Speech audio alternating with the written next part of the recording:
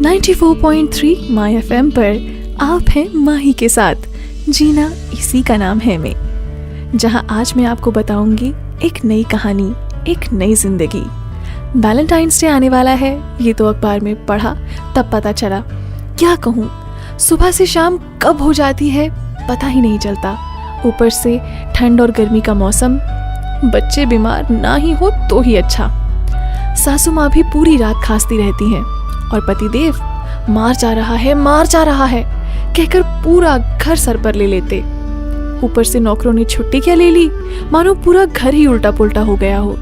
4 दिन की छुट्टी कहकर गया था, आ ही जाऊंगा ये कहकर थोड़े एक्स्ट्रा पैसे भी ले गया था। अब क्या कहूँ उसे कि पिछली बार 2 दिन कहा था और 1.5 महीने तक वो वापस नहीं आया था। वैसे भी ये लोग बात का बहुत जल्दी बुरा मान जाते हैं, कुछ कह भी तो नहीं सकते इनसे।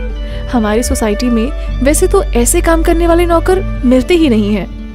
मेरे वहाँ जो आता था वो बाजू की सोसाइटी में मीना के यहाँ भी काम करता था।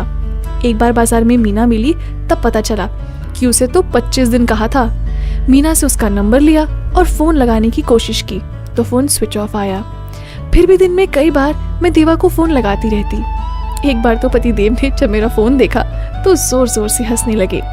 ये क्या, दिन में 30 फोन देवा को? इतना तो कभी मुझे भी फोन नहीं किया होगा। पतिदेव के लिए तो ये मजाक था, पर मेरे लिए मुसीबत बन चुका था बिन नौकर के पूरा घर संभालना। आपका भी तो यही हाल होता होगा ना? क्यों?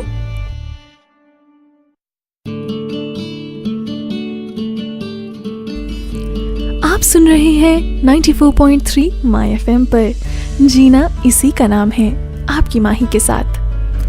अब भला कोई हाउसवाइफ क्या करे जिसका पूरा ही जीवन एक नौकर पर आधारित हो।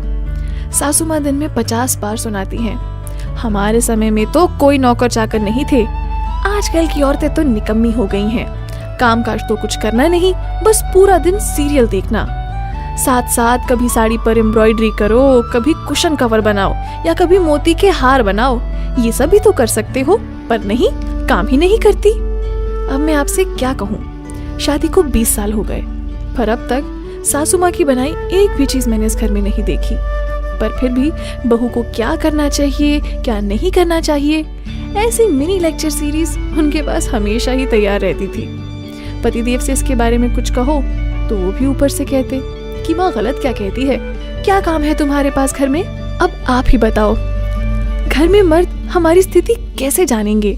सुबह दूध वाले का इंतजार करो, बच्चों के लिए दूध बनाओ, स्कूल की तैयारी करो, हेल्दी ब्रेकफास्ट दो। अब हर रोज बच्चे के लिए कुछ नया बनाओ, कभी इडली पुलाव, कभी पनीर पराठा। बच्चे स्कूल जाएं तब तक सासू माँ के जागने का टाइम हो जाता है, उनके लिए अलग से चाय बनाओ, फिर पूजा की तैयारी, गर्म पानी देना, फिर पतिदेव के लिए चाय, कपड़े तैयार करो और उनके न जाने कितने सवालों के जवाब तैयार रखो। फाइल कहाँ है, शर्ट कहाँ है, टॉवल कहाँ है, घड़ी कहाँ है। फिर उनके लिए नाश्ता बनाओ। नहीं, बच्चों वाला नाश्ता भला कोई बड़ा कैसे खा सकता है, और वो भी ठंडा। सासू माँ का ये कमेंट हमेशा रहता, तो पतिदेव के लिए अलग से टिफिन तैयार करना पड़ता। उनके जाने के बाद कपड़े धो, झाड़ू पोछा करो, तब तक बच्चों के आने का टाइम, फिर उन्हें खिलाओ, बर्तन साफ करो। 3 बज जाते हैं दोपहर तक, 3:30 बजे सासू माँ की दोपहर की चाय। समय कहाँ जाता है कुछ पता नहीं चलता। शायद ये दिनचर्या आप मुझसे बेहतर समझती हैं ना?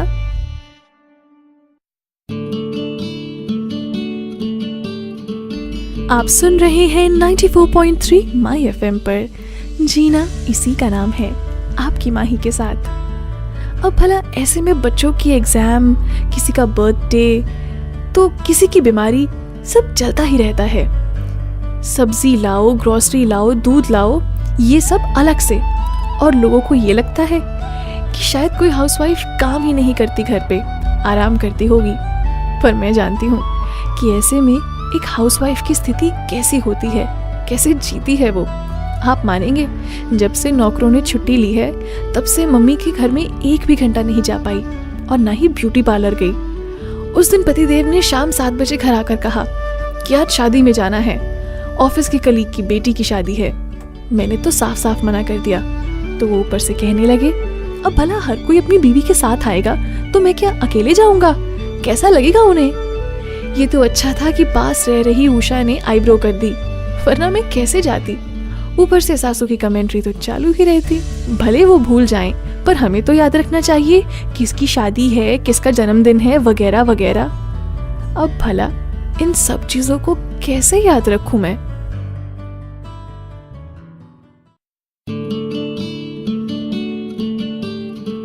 .3 माई एफएम पर आप हैं माही के साथ। जीना इसी का नाम है में। आखिरकार मेरी कमर ने जवाब दे ही दिया।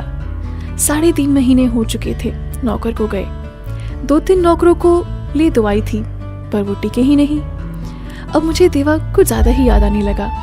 वैसे पतिदेव की बात ठीक थी, सबसे ज्यादा मैं ही देवा को याद कर रही थी। कोई कह रहा था कि उसकी बीवी बीमार है, तो कोई कह रहा था कि किसी फैक्ट्री में काम करने लगा है। राम जाने क्या सच था। उसके विचारों में मैं इतनी खो गई थी कि जब डॉक्टर ने पूछा कि रेखा क्या हो रहा है, दर्द कहाँ है, तो मैंने जवाब दिया कि वो तो देवा नहीं है ना, इसलिए। पतिदेव और डॉक्टर जोर जोर से हंसने लगे। औरतों की क्या आदतें हैं, इस बारे में बात करने लगे। मैं सोच रही थी कि कब इनकी बातें खत्म हो और कब मैं घर पहुंचूं। कपड़े धोने जो बाकी थे, बच्चों के यूनिफॉर्म्स जो धोने थे। 94.3 माई एफएम पर आप हैं माही के साथ। जीना इसी का नाम है में। जैसे तैसे करके सासू माँ ने 2 दिन तक घर का काम देखा और बाद में उन्होंने अपना निर्णय जाहिर कर दिया। ये सब मेरे बस का तो नहीं। मम्मी के वहां से सुबह शाम टिफिन आ रहा था।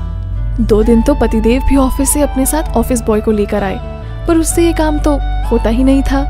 बर्तन झूठे रह जाते, कपड़ों में डिटर्जेंट रह जाता। 2-3 दिन के बाद मेरी ननद रीमा दीदी बम्बई से आई। वो और जीजाजी 15 साल यूके से रहकर यहाँ आए थे। आते ही उन्होंने गुस्सा किया, पर मुझ पर नहीं, घर के और लोगों पर। अरे कुछ तो शर्म करो, सब काम अकेली रेखा ही करेगी। विकास आज ही चलो, वॉशिंग मशीन ले आते हैं। मेरे पतिदेव तो मानो हैरान रह गए। दीदी तुम मुझे कह रही हो? तो दीदी ने कहा, अरे तुम्हें नहीं तो किसे? और माँ आप भी तो अभी काफी कुछ कर सकती हो। ये देखो आपका भी वजन बैठे बैठे कितना बढ़ गया है। कुछ तो मदद करो रेखा की।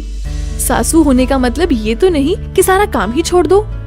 दीदी के शब्दों से न जाने क्यों मुझे एक अजीब सा सुकून मिल रहा था।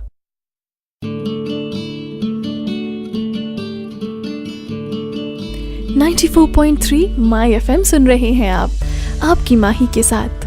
जीना इसी का नाम है। 5 दिन रहकर दीदी वापस चली गई। मुझे तो बराबर बेड रेस्ट करवाया, पर घर वालों को जरा भी आराम नहीं करने दिया। वॉशिंग मशीन चालू करने की ड्यूटी पतिदेव की लगा दी, तो कपड़े सुखाने की जिम्मेदारी मेरी 16 साल की बेटी को। बर्तन साफ करने का जिम्मा 19 साल के बेटे को दिया, तो सब्जी काटना, थोड़ी बहुत साफ सफाई करना, धोबी, अखबार वाला, दूध वाला, सबका हिसाब करना, ये जिम्मेदारी सासू माँ को दी। इतना ही नहीं, लेटेस्ट डिजाइन का एक वंडर मॉप भी घर में लाई और सब बारी बारी से काम करेंगे, ये भी तय किया। दीदी के जाने के बाद सबको एहसास होने लगा कि एक हाउसवाइफ के पास जरा सा भी वक्त नहीं होता। तभी तो शायद इस वैलेंटाइंस डे पर मेरे पति ने मुझे सरप्राइज दिया और सुबह से शाम तक मुझे किचन में एंटर ही नहीं करने दिया। हाँ, पर पीछे से सासू माँ की आवाज आ रही थी। भला कभी देखा है कि आदमी भी खाना पकाता है? पर मुझे बिल्कुल भी बुरा नहीं लगा। सच कहूँ तो अब देवा की भी इतनी याद नहीं आती, चाहे वो जितनी मर्जी छुट्टी लेता रहे।